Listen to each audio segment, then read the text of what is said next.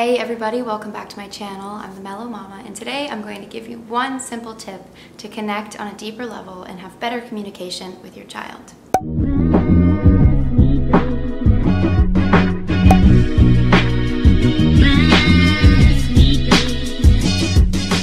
If you're new here, what's up? I'm Kate. I talk all things conscious living and conscious respectful parenting with the help of lots of great books, resources, and my own personal experience as a mama. Today's video is going to be short, sweet, and to the point because it's just one small detail that I've noticed that truly helps me in my relationship personally with my son on a daily basis from the time that he was an infant to currently, which is, he's 2 years old. And my tip is to actually wait for a response from your child. As opposed to talking at them or answering for them or just doing things to them, truly take a moment to involve your child in whatever it is that you're doing, whatever it is that you're requesting from them, and actually expect them to respond to you. Actually give them a moment to reflect on what it is that you're asking of them, what it is that you want maybe from them, and process that, and then respond. The best things I ever did was take Magda Gerber's advice and do this very thing and just actually wait for the pause. Enjoy that little piece of time between me requesting something or telling Donovan I'm going to do something to him as an infant. That pause, that break in between the question and the actual response that I got was the greatest gift, in my opinion, in terms of how well I connected with my son in the early times of his life. And of course today, there's so much wonderful advice that I took from reading Magda Gerber and Janet Lansbury's work and Rosalind Ross's work, all my favorite authors when it comes to child rearing.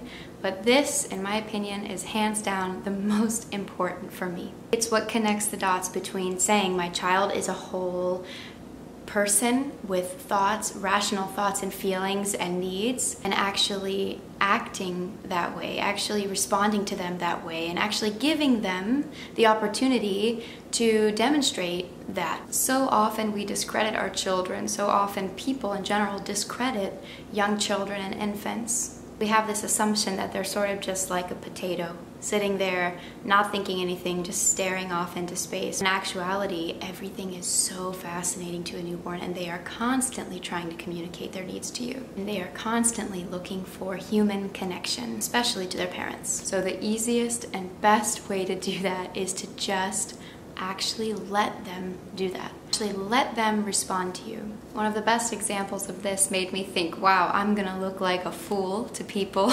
doing this with my newborn son, but I'm gonna do it anyway, and that was to ask his permission before I did certain things to him. And this kind of aligns with Magda Gerber's general advice that I love of being extremely present and attentive and engaged during caregiving acts, but actually asking Donovan, my son, I'm gonna pick you up now, okay?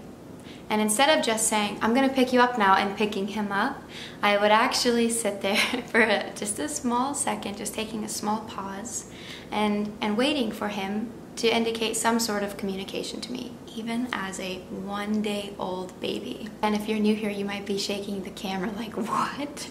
Who is this crazy person and why? Why would you do that? I've gone on quite a journey as a parent, especially utilizing all of the tips and tricks and advice that I teach here on my channel. If there's one thing that I've learned and recognized, it is that absolutely our children are whole, rational people from the day that they are born. And again, they are always, always, always trying to be involved. They want to communicate with us. They want to work with us. And what better way to give them that opportunity than to start right from the beginning, to continuously do that. In fact, I think that it's easier in the beginning than it is as your child grows and develops and actually has their own words and things to say and thoughts to express than it is in the newborn phase, when you really do just have some more stillness and quiet in your engagements with them because they're not speaking. But this is my major tip, to really wait, give them that pause, give them that opportunity.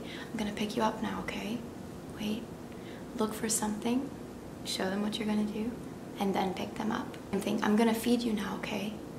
Or if you're nursing, are you ready to eat? Okay. and just actually waiting for any sort of sign of readiness. A lot of people say, I have such a hard time cleaning my child's face or wiping my child's nose or brushing my child's teeth. And I oftentimes ask them, did you really ask them before you started doing something like that? Did you really ask and wait for a response? I'm like, yeah, I asked my child, I'm gonna wipe your face now, and then they start wiping, right? Just have that tiny moment. Let your child process what you're asking or what you're requesting or what you're telling them that you're going to do to them. One of the best ways that I like to put it is if you, let's say, somehow no longer able to move your body and care for yourself and take care of yourself, if somebody was going to take off your pants, your undies, and wipe you with a cold cloth or something, would you want them to ask you first, or would you want them to kind of ask you and just do it? Same thing goes for absolutely everything. Obviously, that's the most extreme example, but it is a pretty personal thing that we do when we clean our children and their private parts. But it goes for absolutely everything. For example, today, I asked my son if he wanted to eat some pineapple, and I had it in the chopsticks and I was gonna give it to him. And instead of just being like, Donovan, do you want some pineapple, and putting it up to his mouth, I had it and asking like he's my friend, you know, hey, would you want some pineapple? Oh, okay. And he responded, yeah, and then opened his mouth and, you know, I gave him a bite. But it only takes 2 to 3 seconds to actually give your child the opportunity to really truly communicate and connect with you.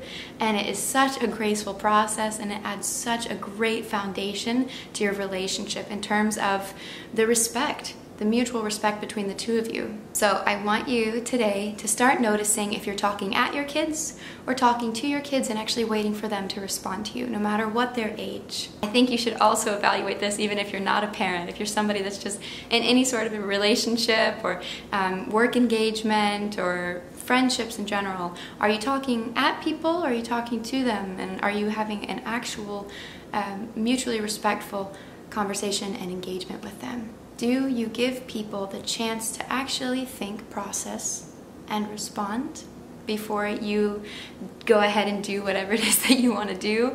And I know that sometimes you can be in a rush, your day can be a little bit hectic, and it can be hard to do this, but I promise that it will add so much peace and a general feeling of, oh, well, that wasn't that hard. I guess I just needed to give them the chance to think about it or give them the chance to respond to me. That's it for today's tip. Just enjoy that small release, that small break at the end of every request, every I'm going to do this to you, or we're going to go out to the car, or it's time to put on your shoes kind of question or engagement that you have with your child or other people, and see what it does in terms of the way that you guys communicate mutually, and see what it does to the amount of respect that you feel in all of your engagements. I hope you guys enjoyed this video. I know it was super short and sweet, but it was on my mind, so I figured, why don't I just cover it and give a video to you guys? So hope you enjoyed. Thank you so much. If you did enjoy it, please hit that thumbs up button, give me a like, subscribe to my channel if you haven't already subscribed, and hit the notification bell for notifications every time I post a new video. There's all kinds of stuff in the description box below, some of my favorite literature,